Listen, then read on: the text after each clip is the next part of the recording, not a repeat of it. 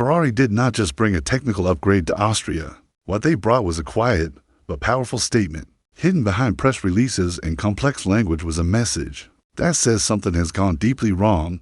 The new floor on the SF5 is not just about improving lap times. It is Ferrari's way of admitting, without saying the words directly, that the car they built for 2025 has failed. From the very first race in Australia, something was clearly off. The numbers looked fine on paper, but the car's behavior on the track told a different story. The SF25 looked unstable, hard to control, and uncomfortable to drive. It had poor grip in low-speed corners, unpredictable handling in medium-speed turns, and serious ride height issues that affected its performance across different tracks. Now, in the hills of Austria at the Red Bull Ring, Ferrari has finally shown its hand. This is not just another floor update. It's a big shift in thinking. Inside the team, people are calling it a complete reset of the car's concept. After 11 races without a win and growing pressure from fans and rivals, Ferrari has reached its breaking point. The leadership knows they cannot keep pretending everything is fine. This floor is a turning point, not just for the team, but for Lewis Hamilton and Charles Leclerc as well. For Hamilton, this might be the moment where his move to Ferrari either becomes a story of redemption or a huge mistake. For Leclerc, it could be the final chance to find something positive in a season that has been full of frustration. When you look at the new floor for the SF5, it does not look very different. At first, there are no massive changes, no big visual elements that scream innovation. But the changes are real and deep. The floor now has a reshaped edge that helps manage airflow better. When the car is turning or braking, this helps with something that has been a major problem for Ferrari all year: platform control. That means keeping the car stable and balanced as it moves, especially when it's going over bumps, braking hard, or shifting direction. The old floor just couldn't handle that. It would lose downforce when the car's ride height changed, and that made the car difficult to drive. To avoid problems, Ferrari was forced to run the car higher than ideal, which ruined their aerodynamic performance and also made tire temperatures unpredictable. The new floor, according to people close to the team, uses better shaped channels and tunnels underneath the car. These changes help keep airflow smooth and controlled, no matter how the car moves. Instead of chasing the highest possible downforce numbers, Ferrari has finally focused on something more important: predictability. And that idea came directly from Lewis Hamilton. Hamilton has been asking for these changes since early in the season. He was clear about the issues. He complained about how the rear of the car felt on corner exits and how braking was unstable. After the Imola race, his feedback became impossible to ignore. That's when the engineering team, led by Diego Tani and Loic Serra, stopped trying to adjust small things and started working on a complete change in approach. They redesigned the floor not to chase numbers, but to give the driver confidence. That kind of thinking is rare in Formula One, especially for Ferrari, but it might be the most honest thing they have done all season. Formula One is a sport where belief matters. If a driver does not trust the car, even the best design will fail. Right now, Ferrari is desperate for belief. Hamilton joined the team with hope. He believed in the dream of Ferrari, but after 11 races, that belief has started to crack. In Canada, the frustration boiled over. A major lockup nearly sent him into the wall and damaged the old floor. That was not just a driving mistake, it was the moment when the emotions broke through. Hamilton has spent this entire season trying to meet the car halfway, but the car has not done the same. It has fought him every step of the way.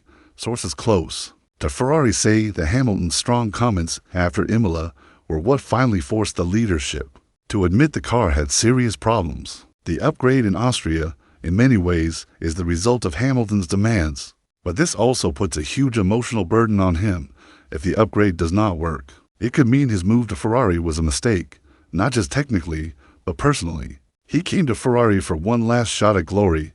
If the new floor does not deliver, that dream could die here in Austria. Charles Leclerc is also feeling the weight of this moment.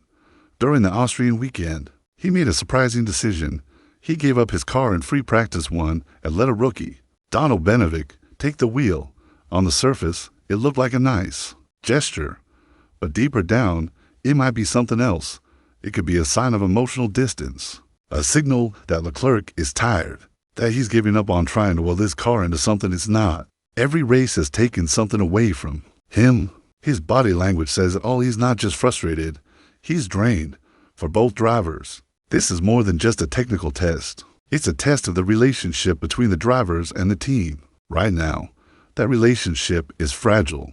If the floor fails to perform, it's not just the car that will be criticized. It will be the trust between the team and the drivers. Trust is the most important thing in Formula One. Without it, nothing works. Ferrari is running out of chances. After 11 races, they have not won a single one. Their spot in the Constructors' Championship is under serious threat. Red Bull continues to perform well. McLaren has caught up. Mercedes is improving. Even Aston Martin is looking dangerous. Ferrari is no longer fighting for wins. They're fighting to stay in the top three.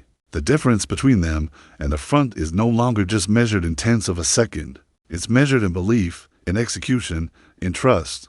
If this floor does not work, the rest of the season becomes a rescue mission. It will be about saving what's left, not building towards something greater. Hamilton knows this. He can see the points gap growing. He's smart. He's calculating whether loyalty to Ferrari will give him results or just more disappointment. Leclerc feels it too. That's why Ferrari made this floor a priority before Silverstone. They know there's no time left to wait, and the Red Bull Ring is not a forgiving place to test something new. It has sharp corners, high speeds, and heavy braking zones. If a car is unstable or unpredictable, this track will expose it quickly. There's no hiding. There's no easy way to set up around problems. That's why this upgrade matters so much. It's a real-world test that can't be faked. Inside Ferrari, things are not calm. There is a quiet work going on. Some engineers want to move towards a Red Bull-style car focus on aerodynamics, on ground effect, on new ideas. Others want to stick with the old Ferrari ways, mechanical grip, conservative changes, respect for tradition. These two sides are pulling the team in different directions. And at the center of this storm is Fred Vasseur, trying to hold everything together while the pressure grows with each passing race. Engineers like Tony and Sarah have been working alone, trying to push for big changes. They didn't get approval easily.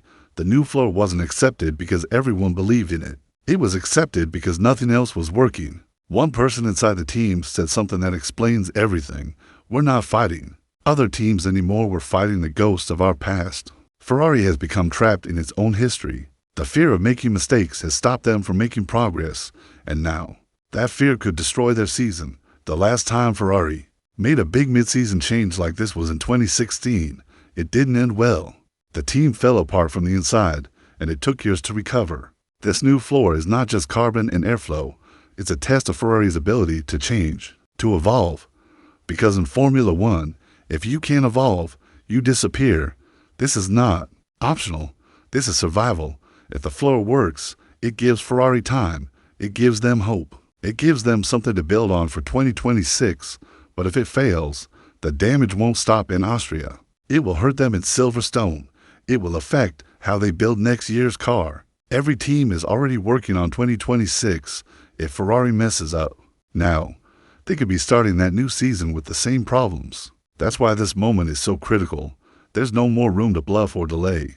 The high altitude of the Red Bull Ring, the tricky corners, and the changing track conditions will show the truth. If the car is still unstable, if the floor doesn't deliver, there will be no hiding. And that's why Leclerc gave up FP1. It wasn't just to help a young driver. It was a way to step back, to let the team test the car without putting more pressure on him or Hamilton.